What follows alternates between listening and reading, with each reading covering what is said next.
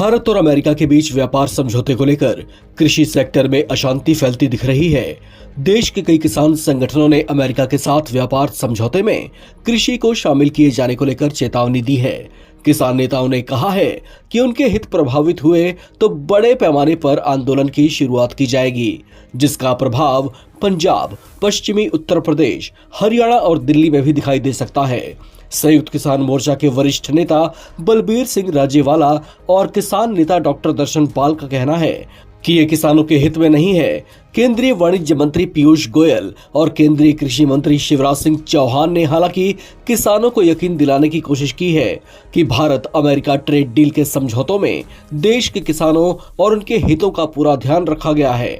इसके लिए dairy sector से जुड़े उत्पादों, ऐसे अनाज, मसाले और फल सब्जियां जो किसानों को प्रभावित कर सकती हैं, उन्हें इस डील से बाहर रखा गया है। हालांकि इसके बावजूद कई किसान नेता खुश नहीं दिखाई दे रहे। कुछ किसान संगठनों का कहना है कि अमेरिका के साथ व्यापार समझौते में ऐसे कई प्रावधान हैं जो किसानों के हितों को नुकसान पहुंचा सकते हैं। ऐसे में ये चर्चाएं जोर पकड़ रही हैं कि 12 फरवरी को किसान इस ट्रेड डील के विरोध में प्रदर्शन की तैयारी कर रहे हैं।